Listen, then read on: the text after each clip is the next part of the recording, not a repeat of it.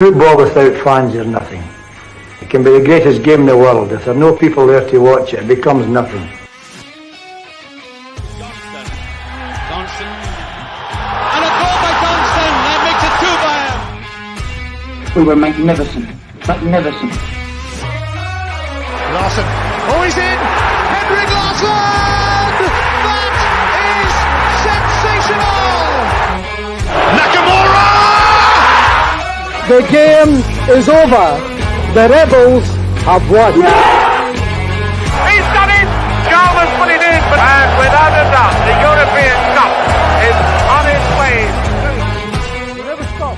We'll stop at half time and we'll stop at the end of the game when we celebrate. Good evening, what's happening, guys? Tonight is the Tuesday, 22nd of March, and we are doing the Jungle Gyms Tuesday Tic Talk. We've got Paddy, we've got McGinty. How you doing? What's a crack, Gav? How are we, buddy? All good, mate, all good. I was liking the Tuesday Tic Talk. I was thinking of other alliteration examples with T, and I came up with the tide tremulously trumpets and trailing treacherous toothed terrors.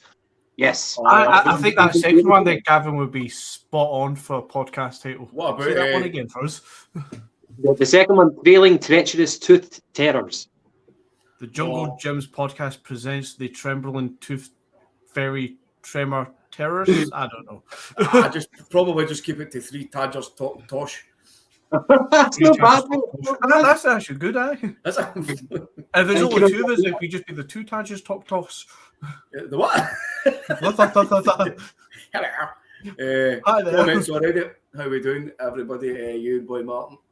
Well, beautiful evening. Yes, absolutely. Daniel's just back from our 10k walk. Well done for you, Hint. Palman stoked for this episode of the JJP. Oh, it's a nice one. They'll be called that one. We'll try and draw out as much imagination conversation as we can, buddy. It's the international break and we've no football, so literally we're going to be having a laugh, I think. You know what I actually realised just while the intro was playing, and I can see all 3 of us in the little thumbnails below. Me and Gavin spoke about this the other day with the El Clasico on Sunday. He was going to wear his Real Madrid top and I was going to wear a Barcelona top, and here I am sitting with an Inter Milan top on for Christ's sake. Rushing home that much, totally forgot about it. I've got the yellow shirt as well. I could be represented with pride for a 4-0 win. You'll be missed opportunities. You'll be getting a fine for that, mate. That's absolutely ridiculous. Sean Ross is... Aye, that's good. Sean Ross is in the house as well. How you doing, Sean? You and boy Martin, thanks very much, mate. Jungle Jazz podcast, best intro for any podcast. Brilliant. Thanks, mate. Appreciate that. All homemade as well, by the way. Stephen Coulthard, evening, guys. Kenny boy, there he is, the man, the legend. All right, boys, missed the show on Saturday as I was making my way back from the game. Do you know what, Kenny? We'll forgive that, mate. Don't worry about it. And there he is, Woodsy as well. Hail, guys, 4-0, you Franco bastard. And there's a nice PC one I gave for Daniel. Evening, my favourite, tremendous Tim trio. Thanks very much. Oh, we didn't even get Tim in there. We could have got Tim. Aye. Jungle Gyms, Tim's, come on. I know, but if you know your history, come on. Tuesday TikTok Tim's or something, I don't know. Tuesday TikTok. Tumbleweed. Let's move on. The moment is gone. Right, guys. What's the latest then? Was the latest the Rangers released a statement saying that we've only got 700 for the away allocation for Ibrox? Is that right? Aye, so well, because of the kind of the COVID stuff, sanctions and that, or whatever it is you want to call it, everything's kind of getting back to normality. What was said was that it was going to be getting back to what it was before COVID, Gav, and what it was an abomination. 700 tickets either way. Now, I seen a tweet for John Hartson today, and for me, he's absolutely spot on. Basically says that 700 tickets is an absolute farce. They should be flung back at them. Tell them to take a fuck to themselves. 10,000 or nothing. And I tell you what, I'm firmly in that camp. Because see if they want to still play this fucking childish game, cutting allocations down to 700 or 800, I think it was even at one point, simply because of the fact that they couldn't take us laughing at them in their own stadium. Back to the banter years, they turned around and says it was because they wanted to get more ticket allocations in and push the finance. But we all know what it was for. Celtic's fans were going to that stadium every single match, obviously, at their home, and we were laughing at them. We were pumping them 3-0, 4-0, 5-0, 6-1, whatever it may be.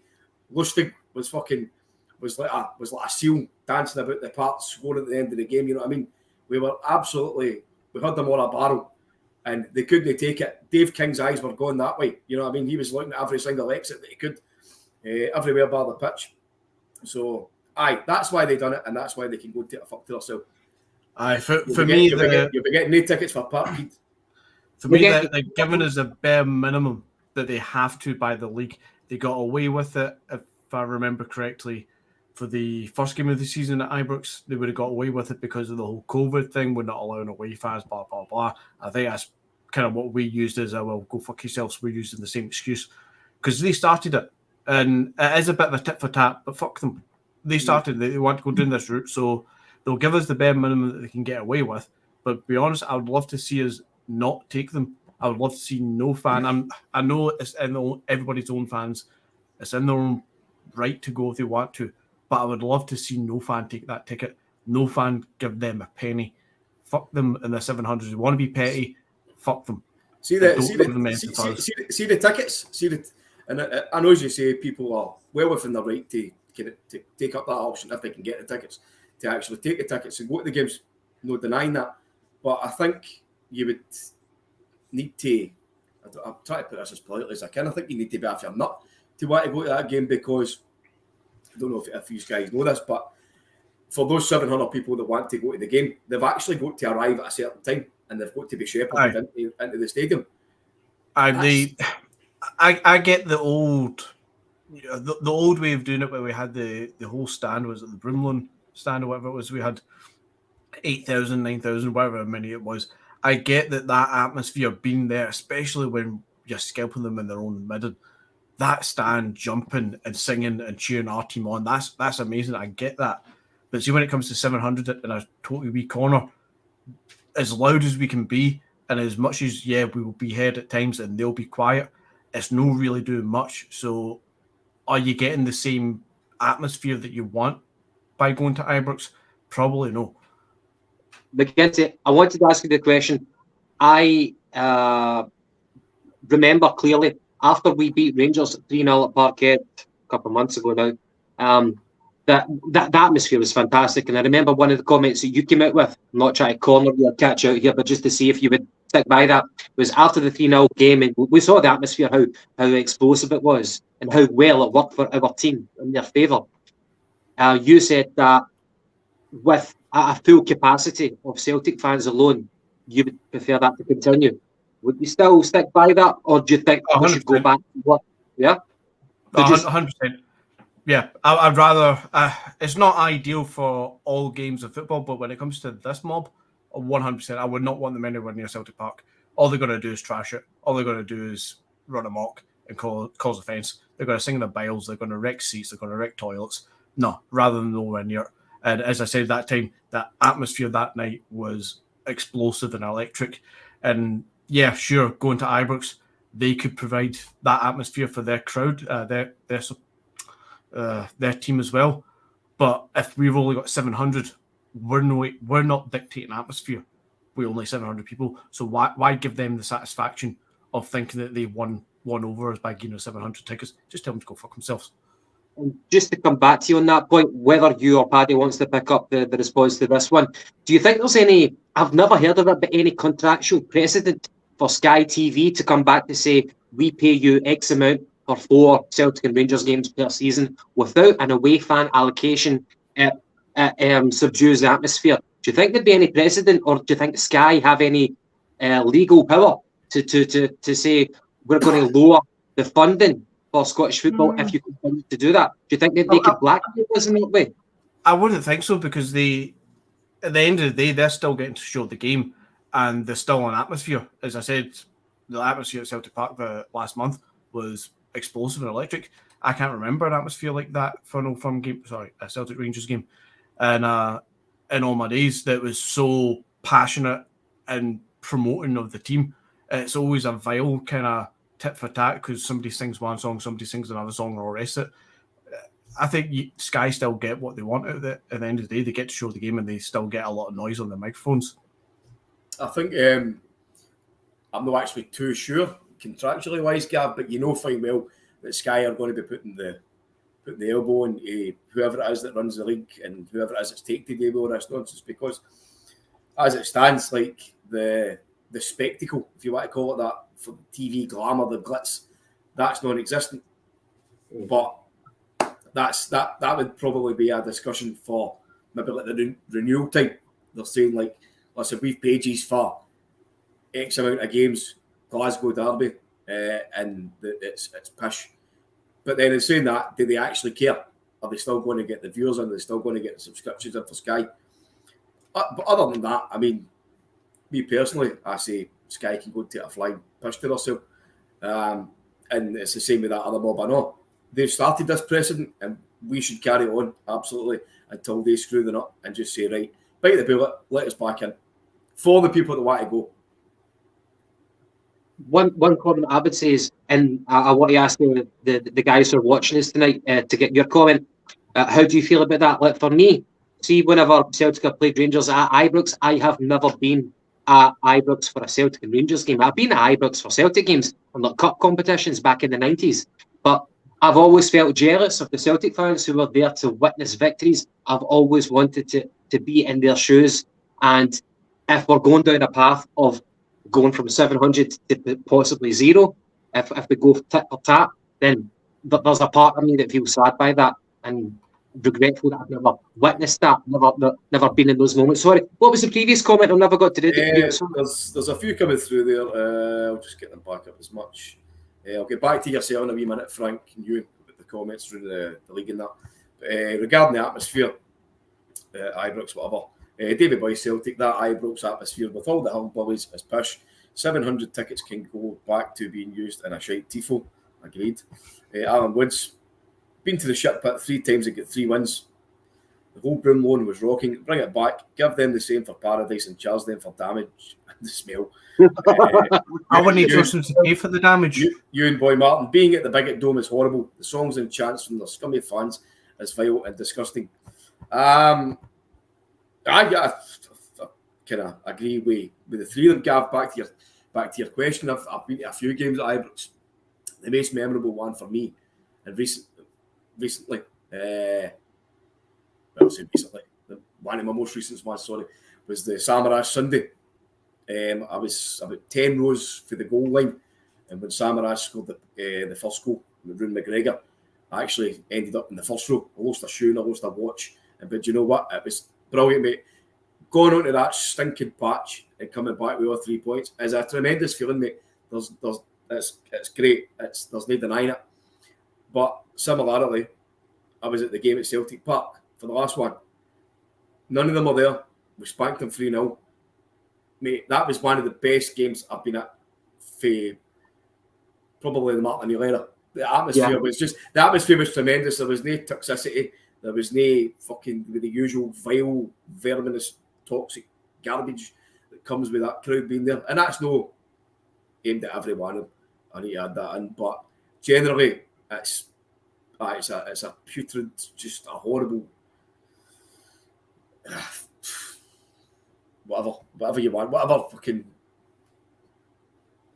You know, it's funny. Like, see the Celtic and Rangers games, like the ones that I went to at Parkhead, and like, I totally agree with you. See that 3-0 game at Parkhead there earlier on this season. I would categorise that under the same as the 5-1, the Lubomir Moravcik game, and the 6-2, definitely under that category. But when you're talking about the toxicity, now as you know, I'm quite diplomatic. I'm not hateful or whatever, and you hear that term 90-minute bigot, which some people are, some people aren't. I'm not judging whatsoever, but see at Parkhead, whenever you're playing against Rangers, and you can see a lot of the Rangers fans in the away end, that's the closest that I've ever felt to hatred. You know, that's the closest that you want to give into that just pure raw emotion of hating those people who sometimes, like, you work with them, that you're pals with them every other day, but on that day, on that occasion, it just brings out those kind of feelings. Me personally, I would want to bring back the allocation for the away fans at both grounds because I think it's a sport, it's football, and I think that's part of the elements, part of the facets that need to be included. It's a feature of the Celtic and Rangers games, and for better or for worse, I think it should be there. But I do get the point that they're scummy bastards. They smell like Woodsy said, and yeah, I do. No, I totally get that. I think, as I say, I'm more than happy not to have them back in Celtic Park ever again. More than happy. But if it's going to be, then it should be for both sides. Stop the carry on, stop the nonsense, and get everybody back in the stadium. That way we can laugh at your end patch, and we can laugh at our patch. And I would hope that the two clubs, if actually both of them felt that way, I would hope that the two clubs had the strong enough leadership to actually But Gav, they've had that opportunity. They've had the COVID, they've had the break. They've had the opportunity, but do they have strong enough leadership? You know, do not know. I know, that's what I'm saying. Though, does that come down to strong leadership, or does it come down to sheer stubbornness? Who's who here? Do you know what I mean? Who is the one that's actually delegating this? Who's the one that's driving it? Clearly, it's them, because this is the first game back since the entire lockdowns have been eased and COVID restrictions have been eased. They've had the chance now to say, right, that's it. We've had a period now where blah, blah, blah, get everything back to normal. They've not done it. They're still hitting out with the 700 tickets in Gordon McGinty. That's the minimum allocation. So where does it stop? Do you know what I mean? Is that them suggesting that Celtic need to accept that and say, by the way, we you need to let 700 of your crowd back in because we're doing it with you? Or can we just turn around and say, no, chase yourself? I know. If we can legally, within the rules of the organisation, get away with telling them to go chase himself and give them nothing, I'd still give them nothing. If they want to play spiteful by giving only 700 because that's what they give the other teams, tell them to go ram it. And if we can get away with giving them nothing, then give them nothing, because that's what they want to play it at. And it's not about playing them at their own game, but literally just fuck them. Correct. But enough of these scumbags. We'll see what we get. There's always a possibility that Celtic might just turn around and say, do you know what? See your tickets? Ram them. I certainly hope that they do that. Following on in that vein of travelling to Ibrox, I want to give you a wee on this moment, on this day feature. So on this day, what are we? The 22nd of March. Yeah, 22nd of March, back in 1986. A good year, by the way. Celtic travelled to Ibrox in a game which finished 4 each. And there was goals from Mo Johnson, Brian McClare, Tommy Burns and Murdo McLeod. By the way, the Murdo McLeod goal, I've been told, is a screamer. Now, Celtic went down to 10 men after 30-odd minutes. And it was a vital point coming away from Ibrox with that 1 point, because on May of that year, we beat St Mirren 5-0 at Love Street, while Dundee beat the title challengers Hearts 2-0. And on that fateful day, we won the league on goal difference. So, there you go. There's your history lesson for today. And for anybody that's just tuning in, this is a regular feature for your Gav. He does brilliant. He gets back in time on this day, obviously. And Bill and Ted's excellent adventures. And finds some brilliant information, stats, whatever. So brilliant as always, Gav. Well done, mate. Just going to bounce back onto the comments. There's been a few. We'll catch up on them. We've got where is he? Oh, yeah. Where's the thing? He's McGinty. Where is it? There's Sean McDade. Too late. Sean McDade, pal. Sorry, we had to get rid of a few comments there. You posted about 1 million there. He's a Celtic fan. Thanks for commenting. He says this season Celtic to win the Premiership. Frank Brennan. I actually agree with Frank on this one wholeheartedly.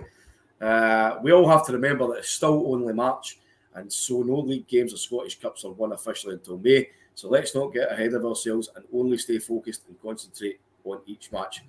Aye, spot on. I know people are getting excited and they've got a right to be confident, but sometimes you can be totally overconfident, and there's people saying, that we're going to win the league and this and that. But I think we should just rein it in, calm it down a wee bit, take one game at a time.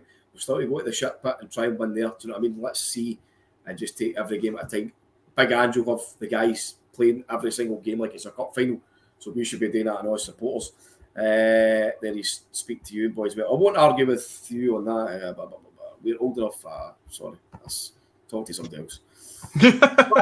I agree with Frank, and I feel that's maybe harking back to my comment last week a little bit. And I've seen a lot of people kind of on the fence with this going into the running of the last 8 games now. Some people are thinking, right, one more game that they drop points in, or one more game that we beat them on the third, and we can go into the rest of the games with pure confidence. As fans, I think that we can do that if we can get 6 points clear then. I think at that point we can go in as confident as fans, but I 100% would not expect Ange or the players to go down that route. I think Ange would have them drilled that every game's a cup game, every game's 3 points that you must win at all costs. But as a fan, I think once you go 6 points clear at this stage, with the momentum that we've got, fans can start feeling a bit more confident. McGinty, going back to one of the comments, I think it's from Frank, about getting ahead of yourself. What did you make of the comments? I think it might have been about a week ago now from Giakoumakis. Giakoumakis said that you think Celtic will win the league. Now, whether you think that privately or in the dressing room, is it wise to say that in the media? I'm not knocking it, I'm not praising it, I'm just getting your thoughts. You think it gives onus to the opposition? This was a couple of weeks ago, I think it was, more than just last week. I can't remember exactly what he said, but I mind there's a bit of a media backlash from some quarters that he was being disrespectful and so forth, which I get in the football world. Just had to read that comment there as well, sorry. I get in the football world having that sort of confidence and making those sort of claims as a bit of a no-no as such. But seeing the wider sporting world, you would applaud people having that sort of confidence.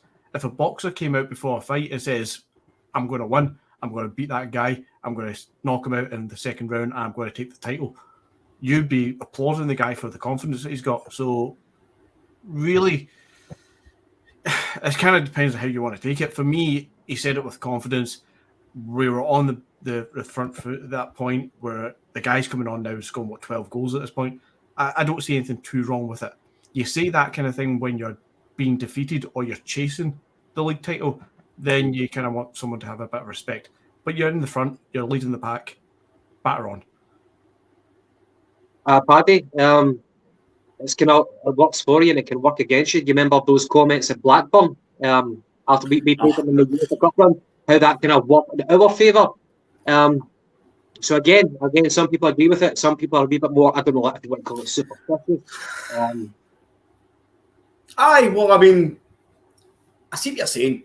Like, when I heard Giakoumakis saying that, I was kind of, shut up, you. Don't say that to me. Do you think Callum McGregor marked his cup in the dressing room for saying it?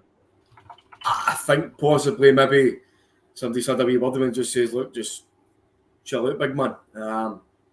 If it meant that he said that and he came out with 2 hat-tricks back-to-back, then the guy's backing up. Aye, and long may it continue. Yeah. But no, listen, I think the squad's just carrying a lot of confidence. You know, as I say, there's a massive difference between confidence and arrogance.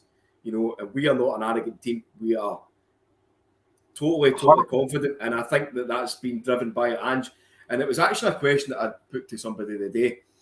Do you know how, like, you look at the evolution of football and the way it is these days?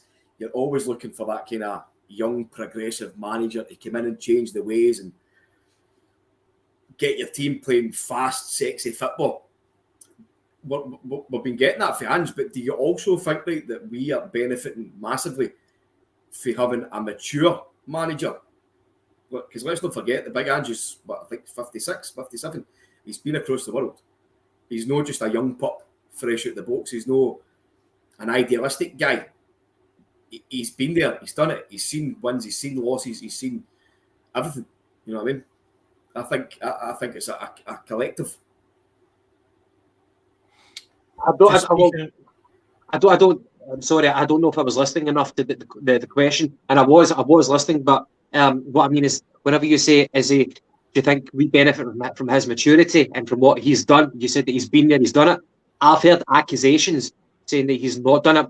He's done it in the Southern Hemisphere. Yes, he's been at a World Cup, but I've heard people say that he's not been at a big club like Celtic. He's not done it in Europe.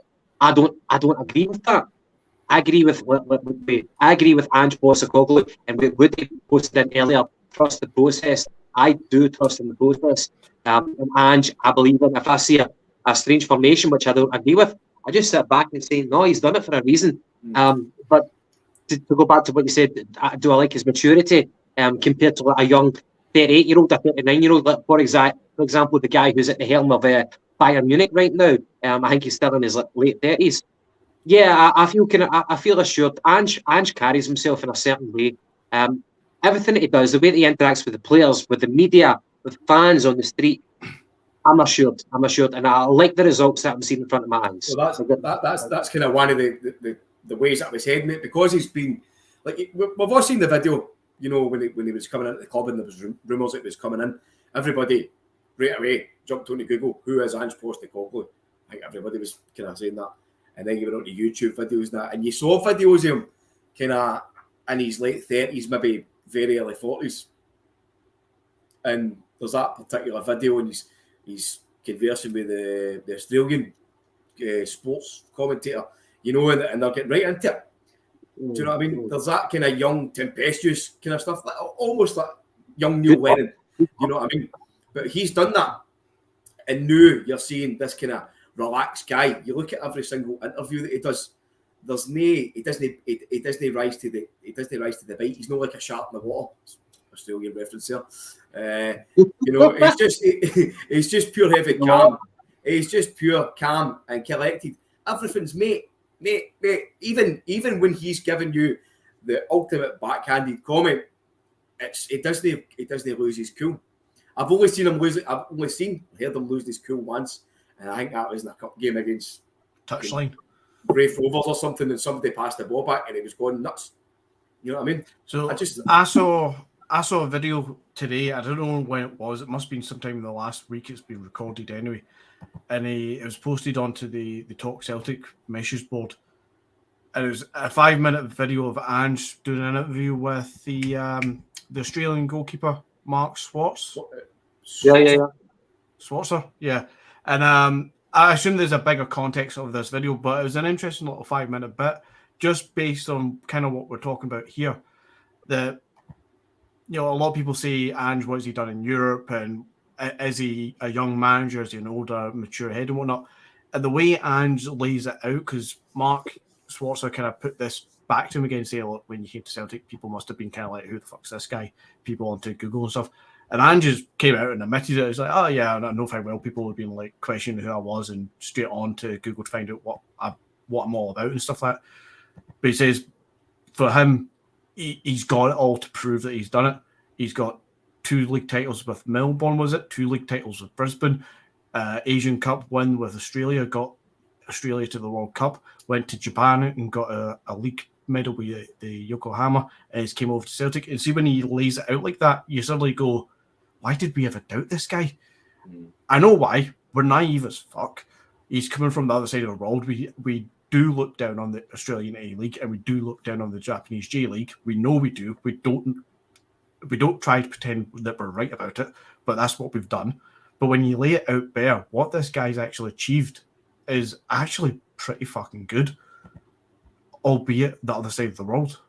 And he's shooting here with the confidence and the maturity and the humble attitude to be able to come down and say, I'm doing it my way, and this is how it's going to work. And I think at one point he says he's got a process that works, not because he enjoys it, not because he thinks it's romantic or anything, but he's got a process that works because it fucking works. And see one of the things about that as well, mate, like we fell into that trap of doing what other teams do to us in our league. People are snobby and they look down their nose at us, and we're players, we're titles, we're this, we're that, and they say, yous are just a pub team. We done the exact same when we heard that Big Postecoglou was coming in. It's just the fucking J League or the Aussie League or whatever. You know what I mean? I think, as I say, speak for myself, I done that. But that's that was mainly because the kind of situation at the time, you know, when everybody and their granny thought we were getting Eddie Howe in, we were getting a guy for the big league, the English Premiership, and we ended up with your man. But now the stars have aligned, as far as I'm concerned. Everything's great. I still stand by that, myself included. The fans that questioned the appointment of Ange Postecoglou back in May were 100% right to question it, especially on the back of what happened last year and the board and the people who are running and still are in part, not obviously Peter Lawler, but other board members are still there. The way they ran this club for the last 20 odd years has been nothing short of basically downgrading every chance they get. We have every right to have questioned that appointment. Why did we have to go so left field with no explanation? In fact, the explanation we got was actually that the new CEO, what's his name? I've totally forgot the guy's name already. Don Mackay. No, Don Mackay. Oh, sorry. Said that Ange Postecoglou was his man or less. So 2 months into his tenure, he's at the door. So again, at that point, a lot of questions need to be asked of, well, if we're trusting that Don Mackay was bringing in Ange, what does that say about Ange right at the very start? Obviously, hindsight's a beautiful thing. But I think every fan was right to question it. But we did, as Paddy says, we were naive. We were looking down upon these leagues. We were being snobbish about it. And yeah, I'm glad to be proven wrong. About Ange, about Giakoumakis, even about Joe Hart, I've been proven wrong. McGinty, not to disagree with you, but just to kind of for you to elaborate, please, if you could, on your point. This is pure formal as fuck. Sorry, let's get back to fucking not that type of chat. But you said that we were right to question Celtic. We were right to call them out. We were fully right to do that. But hindsight's 2020. Now we're having a love-in right now with Ange. So the board proved us wrong.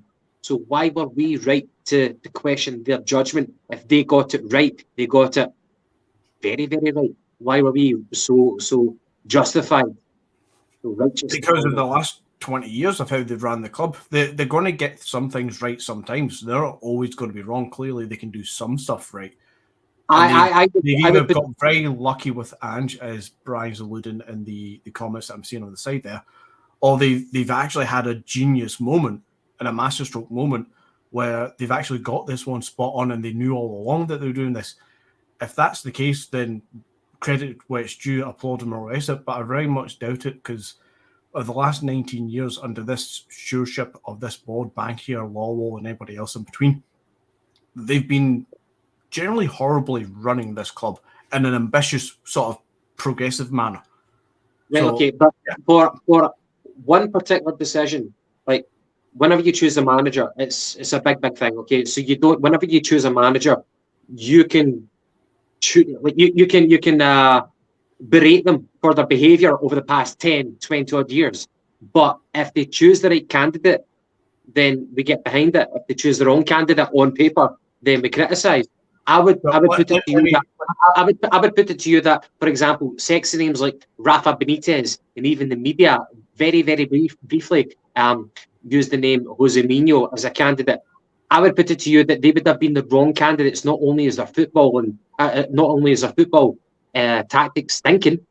It's prehistoric now, but that would have been kind of palatable. It would have been sexy, those names. And you know how much Newcastle love Rafa Benitez. But Ange Postecoglou, yeah, on paper he wasn't someone that we knew about. But if you speak to the people who he worked with, then it was the right move. We hooked in with our Australian brothers, and they said, just wait, you're going to fucking love Postecoglou. So are we just like fickle football fans sometimes? And yes, we are. So let me put it to you in another way of why we as Celtic fans should question what this board does by name checking the last couple of managers before Ange. When shit hit the fan and we had to go out and prove something, more specifically when Desmond wanted to prove something against Rangers, he goes out and he pushes the boat out to get Brendan Rodgers. What does he do when I was looking at hat-tricks in Scotland and seeing these stats. Naka, Tommy, Johnson, Viduka, Sutton have scored 2 hat-tricks. GG hasn't been here long and has already got 2 hat-tricks. Well, there you go. The guy's in there. I mean, that guy's going to score 30 goals next season if he gets to play as many games as possible. But yeah, so when Desmond wants to do something, he pushes the ball out and he gets Brendan Rodgers.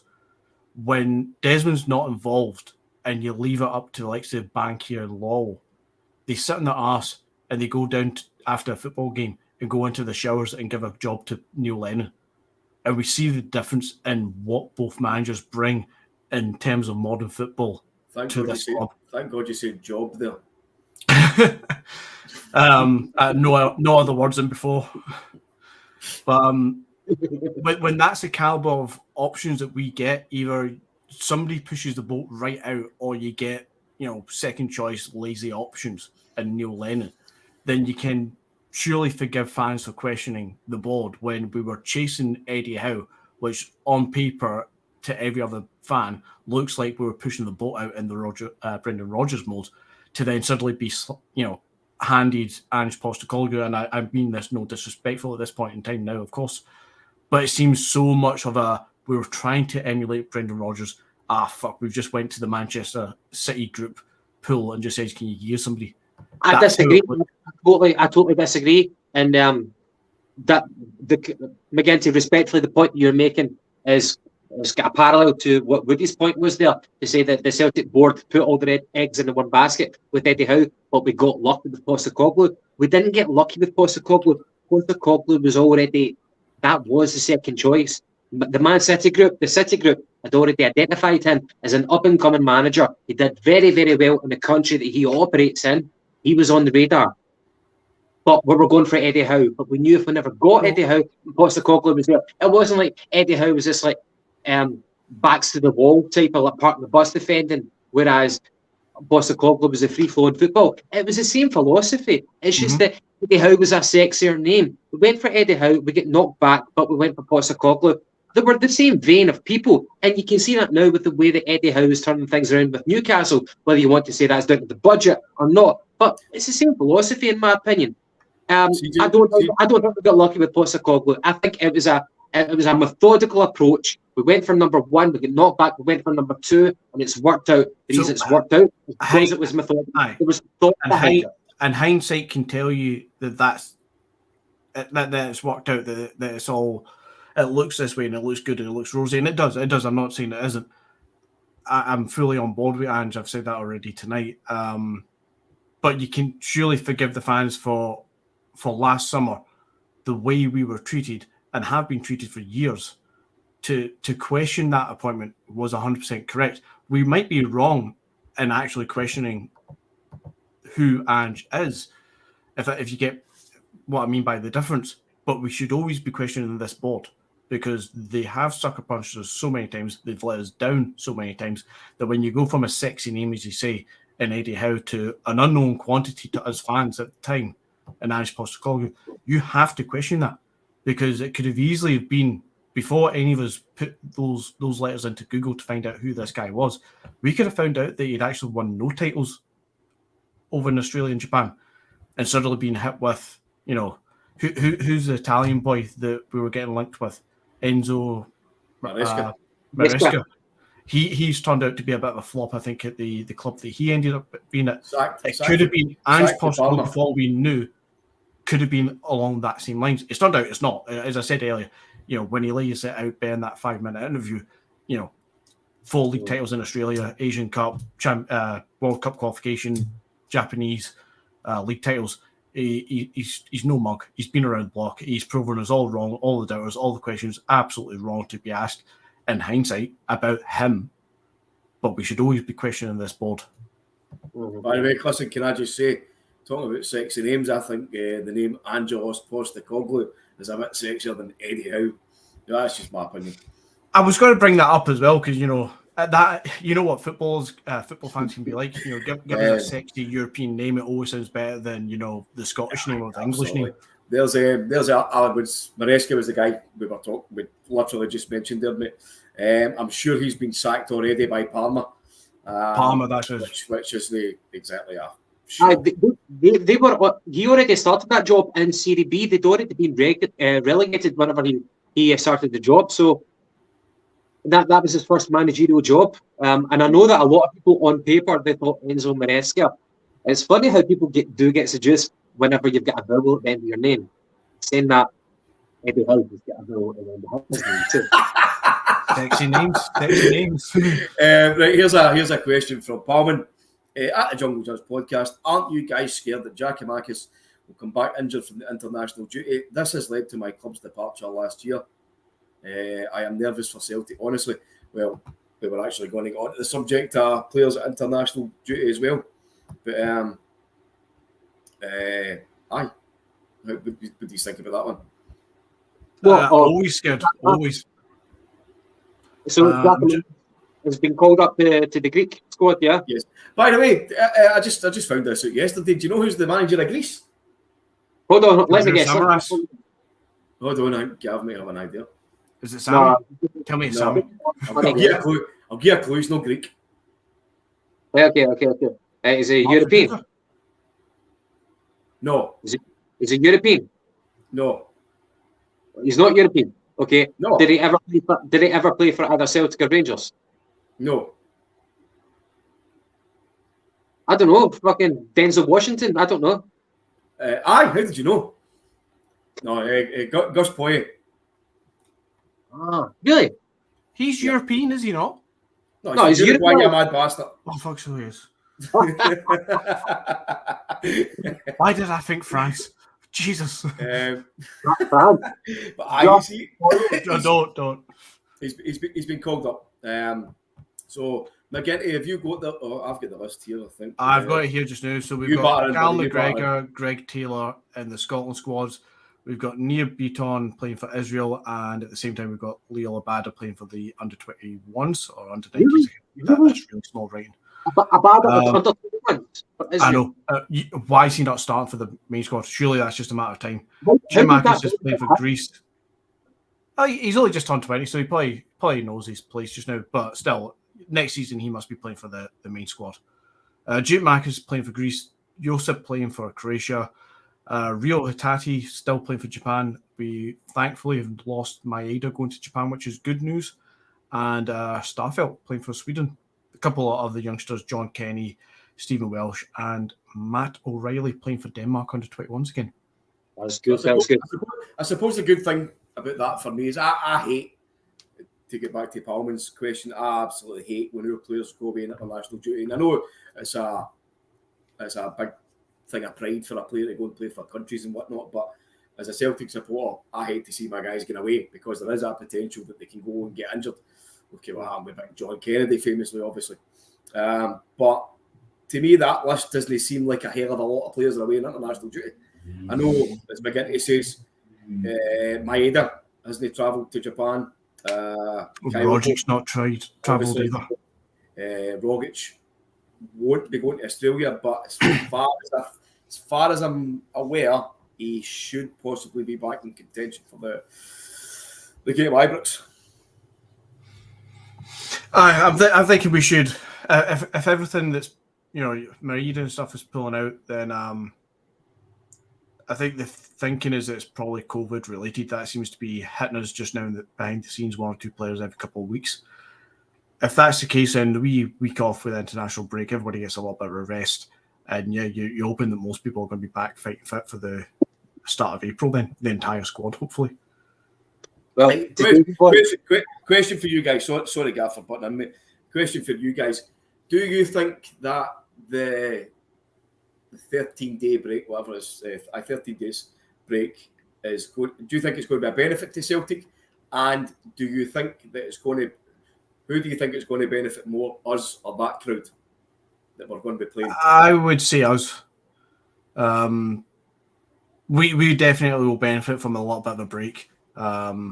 We always do. The intensity that we play at, I think it will just suit us just a little bit more. Evening, Derek. Gavin, Dale's boy. Dale's back. Evening, pal. I think we don't need it, but I think it will just suit us better. We know our manager's going to run us into the ground in training matches, but the actual rest itself between big games will just give us a little bit more time just to recoup the tempo and the intensity, I think. So we having that time off. we're obviously going to have more time to try and integrate, like Kyle go back in. Aye. We're going to get time to work on Rogic injuries, whatnot. You're going to have guys like maybe like Forrest getting more fitness, Julian, guys like that. But on the flip side, go across the city. Your man Ramsey, he's going to have more time to train, you know what I mean? So there's a wee bit of both for it. No, absolutely not. I'll crack the fucking joke, Paddy. Come on. He started one game. Aye, all right. Just saying. Just try to make chat. He's barely been fit for Juventus in the last 2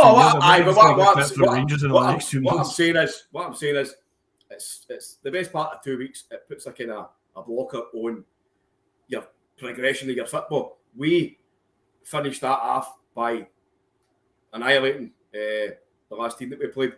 Confidence was flown. They went and they struggled against Dundee, and they needed their usual penalties, their disgraceful penalty decisions. Send us off, whatever. No send us off. Right. I'll tell you this. Right.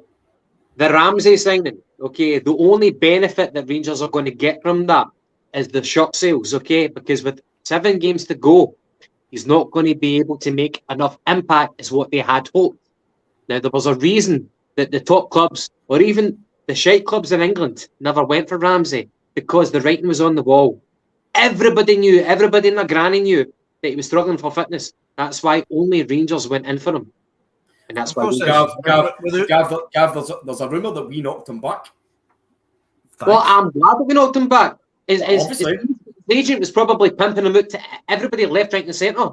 The question has to be asked, and I don't want to talk about them too much, but the question needs to be asked is, Gav highlights there, if they've got the deal of the century of signing Ramsey on 0 wages because they paid, 4 million or 2.5 million, whatever it was they paid as a lump sum to Juventus, just because Juventus wanted rid of them because there's apparently some loophole in his contract. If they were getting that sort of deal, you can bet your bottom dollar that any one of the 42 teams between the Championship and the EPL, one of them would have taken that deal and bit the hand off. But they didn't, because, as Gav says, the writing's on the wall with the guy. He's an injury prone as hell. He's lost his legs. He's just not the guy he was 10 years ago. By the way, like, when I watched him for Wales, I thought he was like a very, very elegant player. But whether he's fit and playing, and he's playing with like Gareth Bale and doing his stuff in the Euros, a fantastic to watch player. But now he's signed for Rangers, so fuck him, man. Yes, Gav. Yes, Bob. Speculate to accumulate, that old business adage, and at the moment he's turned in 1 goal. So if you were to translate that 1 goal for all the amount of money that Rangers have paid him for, they're going to be in the red already. So speculate to accumulate, they're hoping for the shop sales, because he's not going to do it in the pitch. 7 games remaining, his influence, whatever remaining influence his knees will give him, it's not going to be enough. So he's not going to be that influence in the midfield of the park, which they had hoped for. So that's not going to happen. But to get back to your question, between now and the end of the international break, who's going to benefit more? Well, you said already, Kyogo. On top of Kyogo, if he comes back to near enough full fitness, and whether he needs another game or so before he can start the remaining 7, 6, 5 games, that'll be brilliant. Him and Giakoumakis competing against each other. But between now and the end of the international break, who's going to benefit more? I'll ask you this: who's more talented in the coaching department, Rangers or Celtic? Rangers lost the fulcrum, the brains behind the operation. I forget the guy's name, but he went away. Michael Beale. He was the brains behind the operation. He was in tune with all the players. He knew them very, very well. He's away down in England, in Birmingham, with Aston Villa. They don't have him anymore. They've got fucking Giovanni Van Bronckhorst and Roy Mackay. Fucking Mackay was a great striker, but I don't know what the fuck he's doing right now. And Gavin, I trust in the process. I trust in Ange Postecoglou and who he's got right now. I think between now and the end of the international break, he's going to enhance, consolidate whatever the fitness, and he's just going to make everybody more in tune. I think we benefit from every international break that we have had so far this summer. We've had so far this season. Every international break, we've consolidated what we've got. We've gotten better. I believe in the process. I think we're going to benefit more than Rangers for the remaining 7 games. Totally 100% agree with you, and it's what Ange has always said. I forgot about David Turnbull coming back for us as well. You've also got the chance now to spend this time integrating guys like Dembele. The fuck you, Dembele. What do you call him? Gucci. Eddie Gucci. Aye. I think Gucci's going to come good for us next year along with Hatate. I think both of them are they're probably just biding their time, finding their feet, especially Gucci. He seems to be the furthest behind in the pecking order of the Japanese boys. But I think we're going to see them all fully integrated over the summer, proper rest, proper break, away for some sort of, hopefully, nice fancy pre-season tournaments, get them fully integrated and come back next season. I think we're going to see Hatate right up to his peak condition, and I'll see Gucci breaking into the team. I think we're also going to see young Busan Lalo coming up to the team. He looks more than ready for the first team at this point, especially to be playing that kind of fourth role. John Kenny as well. I think we're not going to see these guys just now on the next 7 games, as we said earlier on in the podcast. Every game's going to be like a cup final, but come next season, we're going to reap the benefits of these guys. And here's one for the old fart, Frank Brennan. Since I'm the oldest of the old farts on here, can I be permitted to give Gavin and all the rest of you a wee bit of Celtic homework as to when was the last time we had 3 Glasgow derbies in a month? I can't remember the exact year, but it wasn't that long ago. I'm sure that happened like 10 years, 12 years ago. We played them like 3 or 4 times in the last month or 2 months. Do you remember there was like two midweek games at Parkhead? Aye. And I think it ended in like Alan McCoy and Neil Lennon going together. It's when Sean Maloney did the business in 2 of the games. Was that not a month where I had 3 Old Firm games? I think it was because it was 7 in a season. Sure in that season we had 7 games. That was the one that Mark Wilson killed Sasa Papach. You remember? Oh, the bullet of the shot right off his napper on the line, and then scored with the worst volley you'll ever see. But listen, it's certainly going to be a tough month. And let's not forget, I think we've got St Johnstone after the Rotten Mob and all, you know what I mean? So that's another game that we need to look at. But I think we're having the international break, which obviously isn't really a proper international break. It's given that time for us to get back into training methods, Gavin. It's given us the 13 days to focus solely on one game and look at exactly how they're going to play, how we're going to play against them. Now, I seen a stat earlier on today, and I'll try and speak this one as best as I possibly can. But I saw a stat today, and it says that over the course of this season, Celtic played their first game against Hearts. And since that game, Celtic have not conceded a goal in the last 15 minutes of any game. Now, for me, that is a brilliant, amazing stat, but it also fails in relation to the game coming up, because in my mind, they're a team that they play for half an hour. They play for 15 minutes at one point, and then they play the last 15 minutes trying to score a goal. So if we're in such pole position where we're seeing out games in the last 15, that's great, because we're coming out the traps early. You know, we're coming out trying to blitz games, and then we're managing to be defensively solid enough that we're seeing out the games. So that's a good one for me. Can I retort with another stat? You may. Can I report with another stat? You may. Is the Laurie from Denison here, and I would like to report. By the way, if you're listening, Laurie, fuck you. Okay. Right, Kyogo and Giakoumakis, correct me if I'm wrong. In terms of league appearances and league goals, I think we've got 8 for each within 14 games. Kyogo, 8 goals in 14 games. Same with Giakoumakis. Correct me if I'm wrong. So, McGinty, the impression that Kyogo left before he got injured is massive. Stylistically, beautiful to watch. His movement, amazing. Giakoumakis, a bit of a bull in the china shop, and he had a totally different start from what Kyogo had. But the end result, Moneyball, if we're to think about it as Moneyball, Moneyball is all about the stats. Do you deliver goals? Do you deliver assists? So I think Giakoumakis falls under the Moneyball theory. but both of them have delivered the same in completely different methods, different fashions. How do you compare and contrast Kyogo and Giakoumakis? 8 goals, 14 games each. It's an interesting one. You have an answer from Frank. Sorry, guys. Do the research, please, Gavin, and I might be wrong, but certainly for me, it was back in, wait for it, August and September 1971, and all 3 were played at Ibrox, and we won them all 2-0, 3-0, and 3-2. That sounds glory. Fucking hell, what a time to be alive. Did we actually not do that back in the Neil Lennon year? Did we not do that then? Wow. I'm surprised it's that long ago. 3 consecutive games at Rangers. How did they manage that? I don't know, but somebody must have been pumping a goat for that. By the way, Frank, that's why we love you, own buddy. Your aging wisdom is beautiful. Sorry, Gavin, what was your question? My question was to compare and contrast Kyogo and Giakoumakis. 8 goals in 14 games each.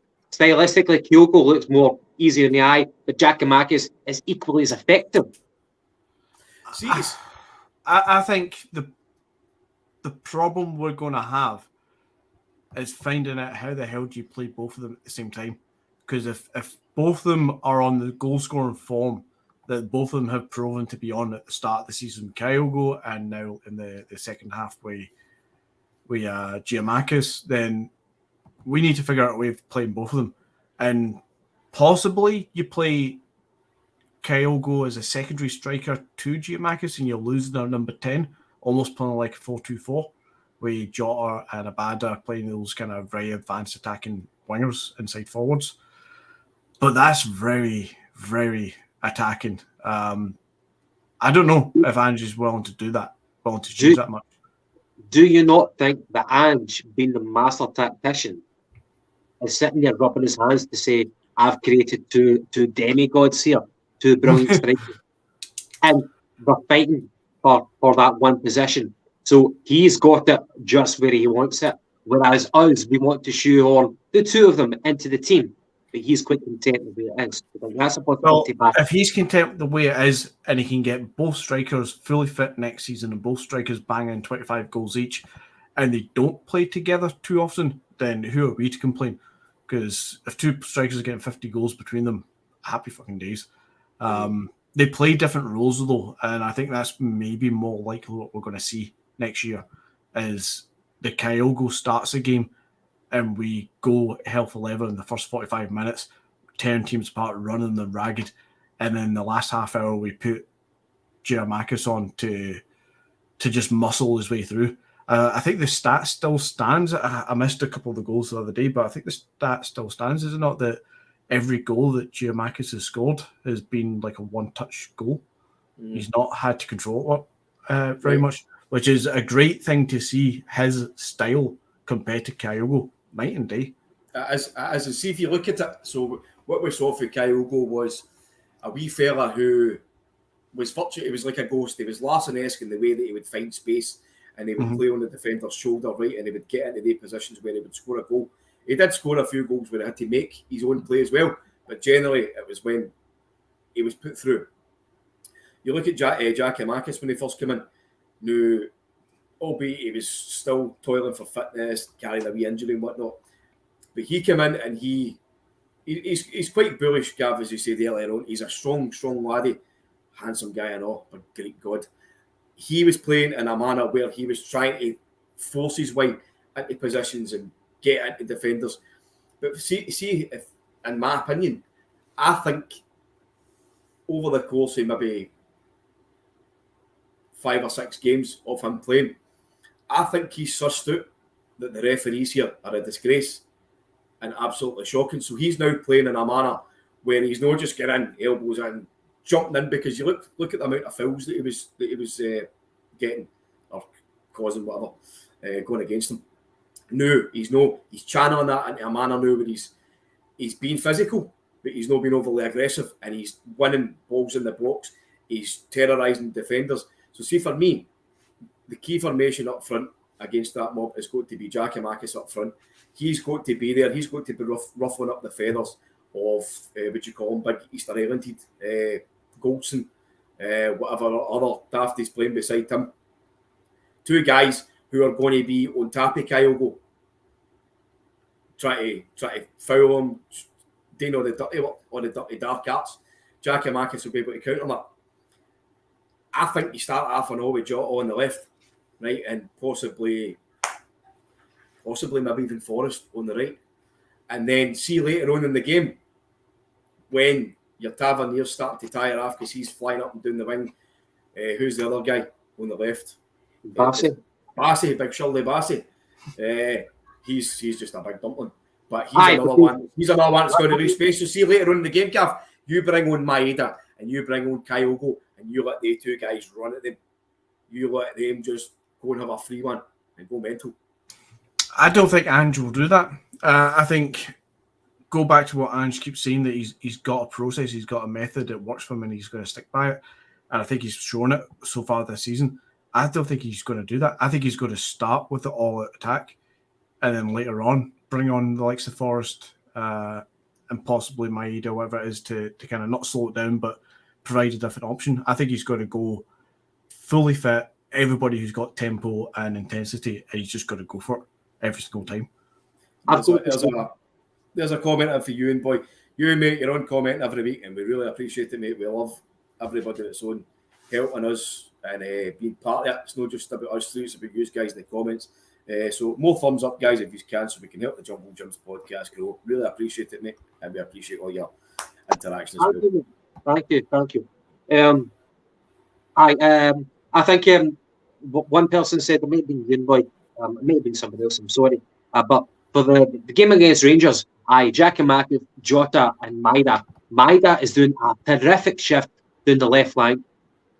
For me, that's not his main position. That's not where he made his name in Japan. But he's taken to it very, very well with his culture, with his work ethic down the left line. He's taken to it so well. And at first, I was kind of a doubting Toms, but now he's winning me over. I still don't think that's his main position.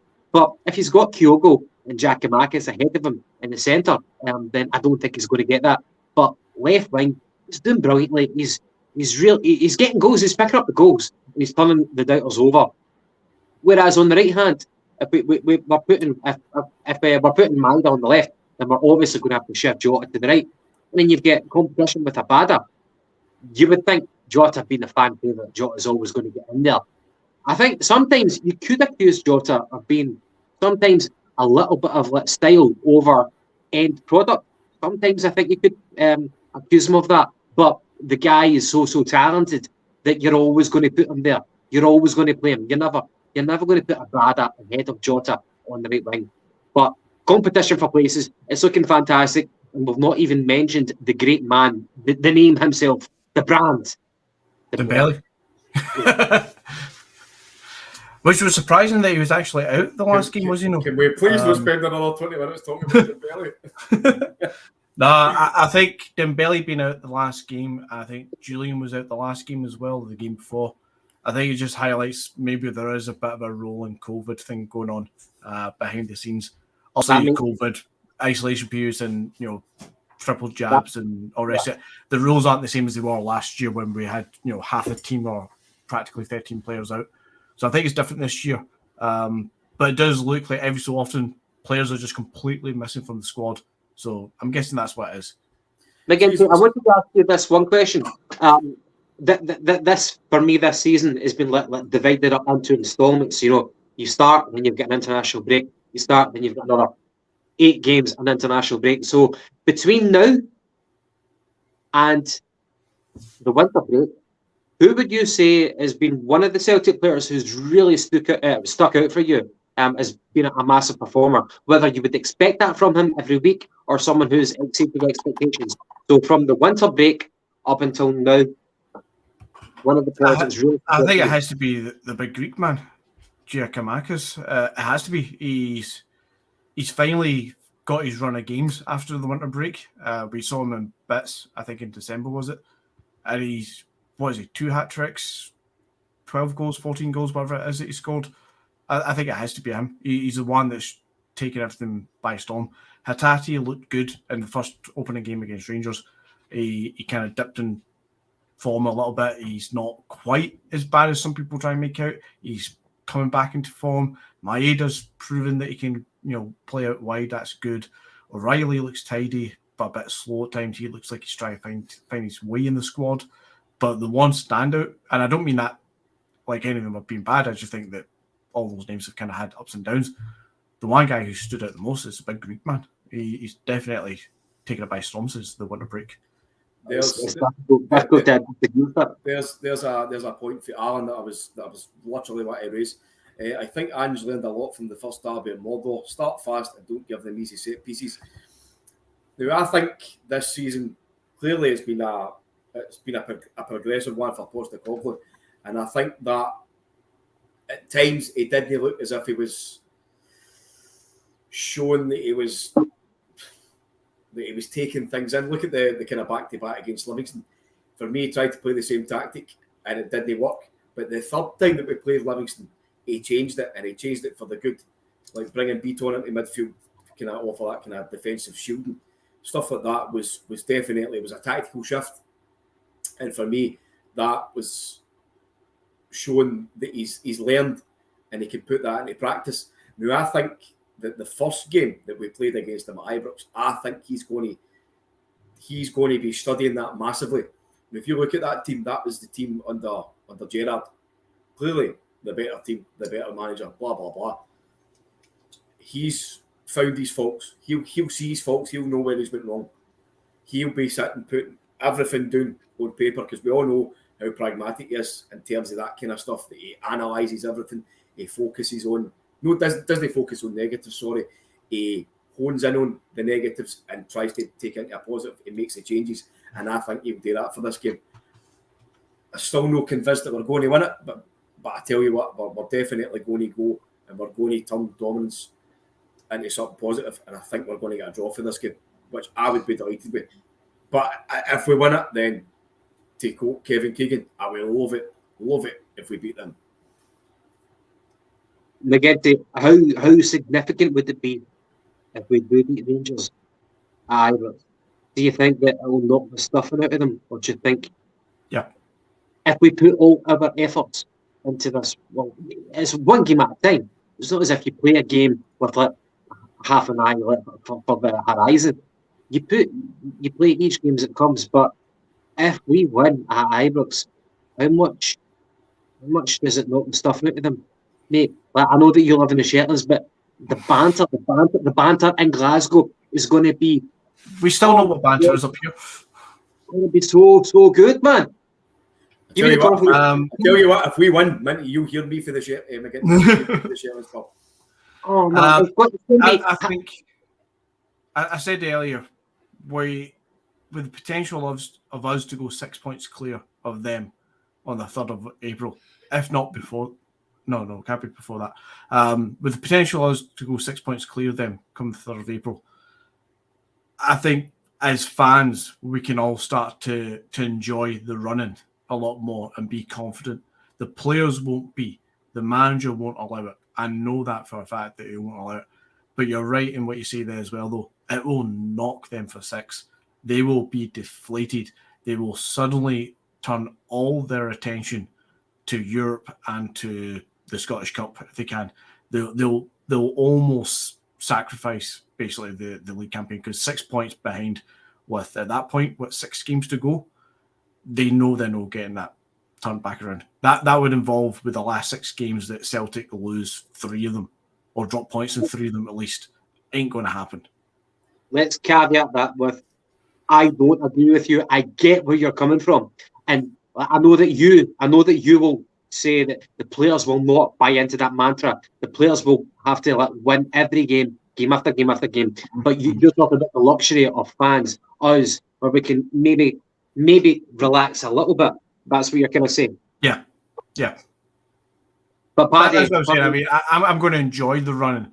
At that point, every game that you end up winning, even if they win their opposite game, we just know it's one more chalking off until that day that the title gets announced. Paddy, when was the last time? Can you? I know that history is difficult at times. Are we going back to maybe the season when it was Barry Robson and Paul Hartley in the centre of midfield? Are we going back to that season where it was that nip and tuck? It's as Frank's already alluded to in the comments, it's still March. You know what I mean? Nothing is secured, nothing is easy yet. We're ahead, but that can change like that. So we need to be totally on the ball. But I get what you're saying. Is this kind of one of these seasons where it's going to go to the wire? I certainly hope no. I certainly hope that we're going to be having a few games to spare with winning the league. But you know what? As long as at the end of the season, mate, we're lifting that Premiership trophy, I'll take it whatever way it is. But up until then, mate, I will be shitting my pants for every single game. Every game. See, whenever we started doing the podcast, like between the start up until like roughly about December, whether it be a good result or a bad result, I would always be able to kind of calm myself. Like when I was talking on the podcast, I'd say it doesn't matter. A good 3 points or a defeat, it doesn't matter, because it only matters whenever. Like, I'll only get nervous whenever we hit February, because that's championship months. Now we're in March. I don't know how to behave, man. I don't know how to fucking think. It's just game after game after game, and the tension, man. The tension is palpable. Every game, I'm nervous. I just think the new Gav, as I said earlier on, there's a difference between confidence and arrogance with our squad. For me, I think we're totally confident, and I'm probably going to be biased here, but I would say they're arrogant. You know, they've already got fans buying tickets for Seville. That's the final where it's been held, right? God help that city. By the way, They'll not make it. By the way, what happened in the league the last time a team from Glasgow was in a UEFA Cup final? UEFA Cup. The league will be won before then. But that's what I'm saying. We don't have that now. We don't have that monkey on our back. We're going to have to go and play European games, and I know I say it's monkeys if it's a bad thing, like, but it's no. But we can get to focus solely on domestic duties now. They've shown that when they come back for Europe, they have had the European hangover. You know what I mean? And they're going to be still playing in Europe at the tail end of the season now, at the crunch time. We're playing well, mate. Our spirits are high in the league. Paddy, a fucking horrible question to ask you, but whose position would you rather be in if Rangers win all their games domestically? So we were in that position, we win the league, and we're in the quarterfinals of the Europa Cup. Whose position would you rather be in? Is that a trick question? No, mate. No, but no, mate. There is no position in the world that I could ever choose being in the place of a Hun. No, I get what you're trying to say, Gavin. If you're in the position as a club, forget about the actual situation of how the league is set up right now.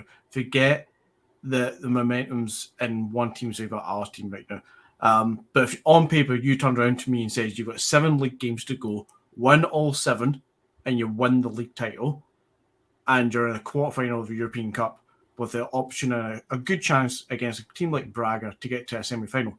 Yeah, on paper, I'm going to take that option. However, for in the moment of this season, that isn't as cut as, as clean and cut as that. It's not as black and white as that. They have to play us twice. We're in the momentum. We're in the ascendancy here. They're not going to win that. Their form shows that they're not going to win all 7 games. Our form shows that we probably will win all 7 games, but we might lose 1. But we're the team that looks like we're in form. And when you look at who they have to play eventually in the Europa League, if they get to the final, they ain't winning the goddamn thing. There's no chance in hell they're beating a Barcelona team that played like they did on Sunday night. If they've got that. My Madrid team kind of gave the game away. So, fuck you. Fascist bastard. Anyway, an hour and a quarter into this show. What else are we talking about? I was going to ask you a completely off the cuff question. because I was like fearing that tonight would have hee-haw to talk about.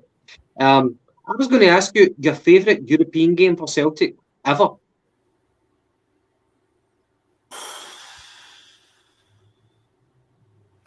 Whether you've been there or you watch it on TV, doesn't matter.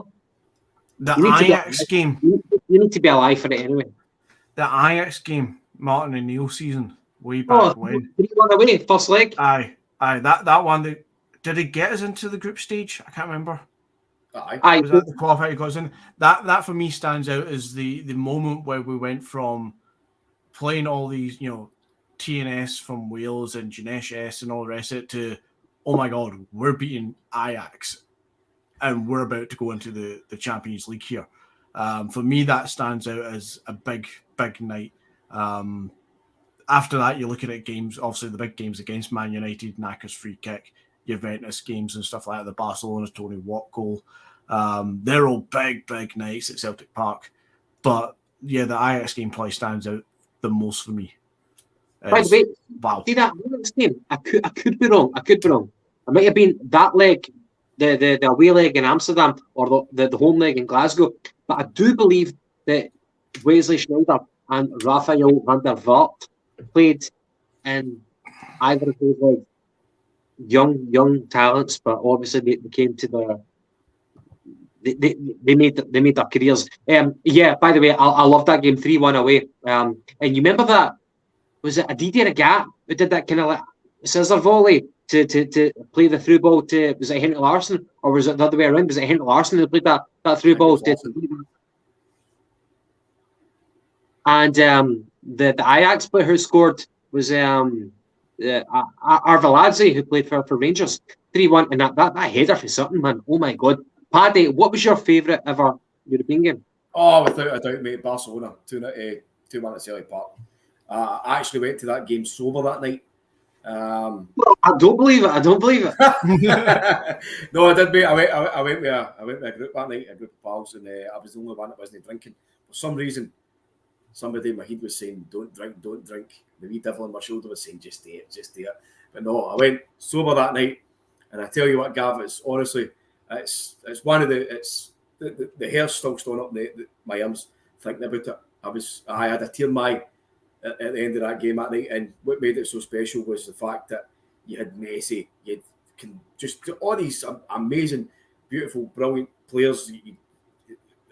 We all know are some of the best players in the history of football, and they came to Paradise, and we beat them with a defence that had Effie Ambrose and Kelvin Wilson. You know what I mean? And we had Miku up front. That's the kind of guys that we had. We didn't even have a full strength team, and we beat them. And Tony Watt, obviously, we all know how his careers went, but for that was just magical, absolutely magical.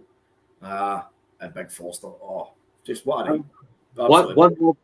One of the greatest teams to ever have played the game. It's cheeky Foster.